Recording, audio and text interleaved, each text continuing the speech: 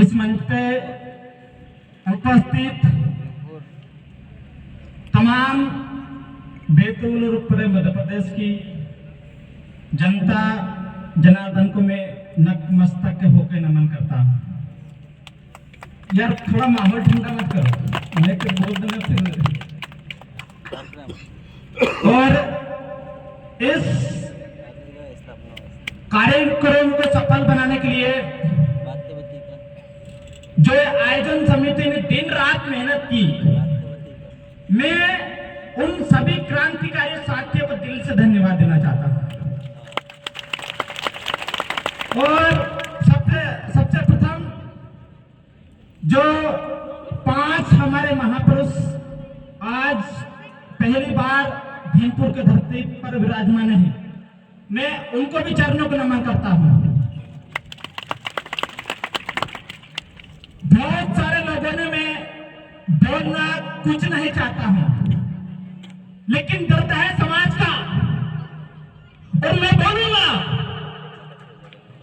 क्यों कि जिस देश के लिए, जिस देश की आजादी के लिए हमारे महापुरुष ने जान लुटाई, इस जल जंगल जमीन के लिए जान लुटाई, उन महापुरुष के 1 इंच जमीन भीमपुर के अंदर नहीं मिली। इस बात का हमें सबसे बड़ा है और मैं बताना चाहता हूं लोगों को और सुनने प्रशासन के लोगों भी, जिस तरीके से हमारे महापुरुषों को तुमने तालाब के पास कीचड़ में लगवाया और जहां के नेता मंत्रियों ने लगवाया, दबाव बनाकर, पहले तो प्रशासन ने जगह नहीं दी, अनुमति नहीं दी, पर हमारे नरसिंह भाई के अगर वो यहाँ पे मौजूद है, मैं समाज की तरफ से मुझे भाई नरसिंह भाई उनके नजर सिंह मौजूद है यहाँ पे नहीं, ठीक है, मैं उनका तमाम समाज के लोगों की तरफ से धन्यवाद करना चाहता हूँ।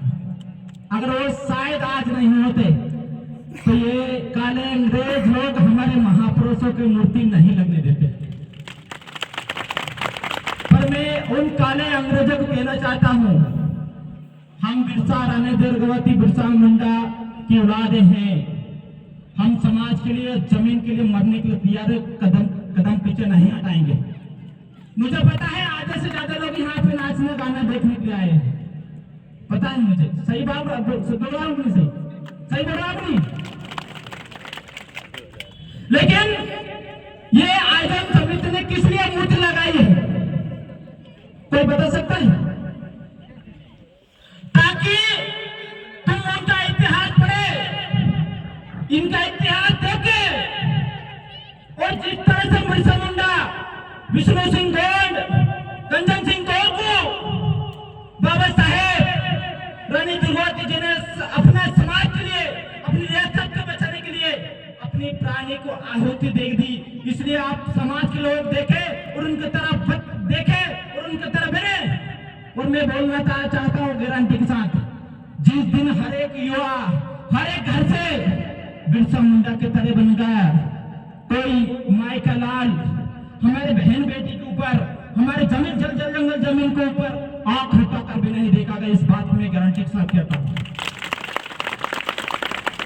और मैं मुझ पर भी काफी हमले करवाए, गाड़ी चढ़वाई, अभी तो जेल से छूट गया, 8 दिन हुए मेरे को। हमले करवाए, गाड़ी चढ़वाई, लेकिन फिर भी आज भी समाज की और बहनों की यह दुआ है कि मैं आज भी वैसा के वैसे ही खड़ा हूं। और मैं समाज के लोगों को बताना चाहता हूं, जब तक इस शरीर में जान है, कोई माई का लाल मुझे झुका नहीं सकता। 1-2.5 मिनट तो क्या, 7 मिनट में जेल काटने के लिए तैयार है। वो कहते ना कि जो समाज के लिए जीता है, जो समाज के लिए जीता है, वो असली सिकंदर कहलाता है। तो हम लोग इस समाज के लिए और समाज के धरोहर को बचाने के लिए आखिरी सांस तक भी लड़ने के लिए तैयार है, पीछे नहीं हटेंगे। मुझ पर भी बोलने के लिए प्रतिबंध लगा दिया और बोल दिया कि 6 महीने तक तुम कहीं बाहर नहीं जाओगे। और जिले में रहोगे, तुम कोई आपत्तिजनक नहीं बोलोगे, तुम किसी भी प्रकार से भड़काऊ भाषण नहीं दोगे। मैं पूछना चाहता हूं, अगर हमारे बहन बेटे के ऊपर तुम अगर हमारे जमीन छीनने का प्रयास करोगे तो क्या हम नहीं बोलेंगे? बोलेंगे कि नहीं बोलेंगे? अरे सरकार प्रशासन की ईंट बजा कर रख देंगे अगर हमारे एक इंच जमीन भी छीनने की सोच की तो। और मैं आप सब लोगों से पूछना चाहता हूं, ईमानदार से बताना, सरकार और प्रशासन मुझे गंडा बोलती है, दोनों हाथ उठा के बताना ईमानदारी से, क्या मैं गुंडा हूं? क्या मैं अपराधी हूं? क्या मैं गैंगस्टर हूं? आधे लोगों को, मेरे बहनों का हाथ नहीं उठ रहे, मेरे को उनको लगता है कि मैं हूं। मैं हूं या नहीं? नहीं हूं ना?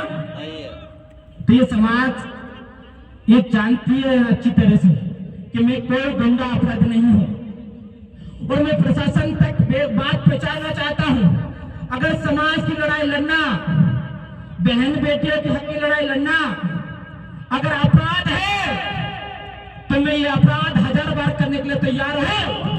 ये बात भी सुन ले। और हर क्षेत्र में आदिवासी जमीन चल रही है, तुम्हें लगता है कि कोई आएगा बचाने? यार थोड़ा सा शोर शराबा मत करो यार, मेरी बात सुन लो थोड़ा सा। तुम्हें लगता है कि कोई हमारी जमीन बचाने आएगा? लगता है? तुम जिन विधायक के मंत्री को भरोसा बैठे हो, इस बैतूल जिले के अंदर 2 विधायक है, एक सांसद मंत्री है, वो जिंदा है या नहीं तुमको पता है? अगर होगा तो इस कंडीशन में अगर जिंदा हो तो शायद तो हमारी महापुरुषों की ऐसी दुर्दशा नहीं होती। होते क्या?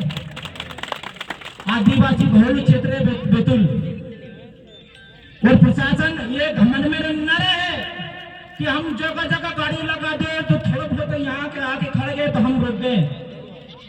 हम माहौल बिगाड़ना नहीं चाहते और ना हम माहौल बिगाड़ने आए हैं, लेकिन दोबारा अगर हमारे महापुरुषों ने प्रतिमा लगने से रोका तो अंजाम बुरा होगा। ध्यान रखना, मैं 11-12 बार जेल जाता हूं, एक बार और भी जाने के लिए तैयार हूं। इस बात का भी ध्यान रखना, हम लोग इस समाज के लिए आखिरी सांस तक लड़ने के लिए तैयार हैं। मेरे बहने बेटे हैं, हमने रानी दुर्गावती जी की प्रतिमा लगाए हैं, हमने इसलिए लगाए हैं कि ये बहने देखे और रानी दुर्गावती की तरह बने। और जिस दिन हमारे बहनें रानी दुर्गावती की तरह बन गई, कोई माई का लाल उनके तरफ आंख उठाने की जरूरत नहीं करेगा। इस बात को गारंटी के साथ कह रहा हूं। तो सभी को बहुत बहुत धन्यवाद। और हमारे संदीप भैया, बैतूल टीम के तमाम लोग, उनको भी मैं दिल से धन्यवाद देना चाहता हूं। और सभी लोग, मैं एक बात और कहना चाहता हूं, ये समाज को बचाने की अंतिम पीढ़ी की अंतिम लड़ाई है। इस बात को ध्यान रखना, आगे चल के कोई बचाने नहीं आएगा। ये अंतिम पीढ़ी की अंतिम लड़ाई है। और मैं एक बात बोलता हूं कि जिस समाज में जेल जाने वाले लोग, जिस समाज में मरने वाले लोग पैदा हो जाते हैं, समाज कोई गुलाम नहीं बना सकता। इस बात की गारंटी के साथ कहता हूं। और वो आदिवासी समाज वो समाज है जिसमें समाज के लिए जंगल के लिए देश के लिए अपने प्राणों को जान दे दी, प्राण न्यौछावर कर दिए। तो हम ऐसे समाज के लोग हैं। तो मैं ज्यादा कुछ नहीं कहूंगा, वो प्रशासन वाले तो डर रहे हैं भयंकर तरीके से, ये कुछ और बोल देगा तो हंगामा नहीं हो जाए, ऐसे करके डर रहे हैं थोड़ा सा। तो मैं कुछ नहीं बोलूंगा। और प्रशासन से भी कहना चाहता हूँ कि आपका भी ड्यूटी है, आपका भी काम है, आप कर रहे हैं, हम कोई दिक्कत नहीं।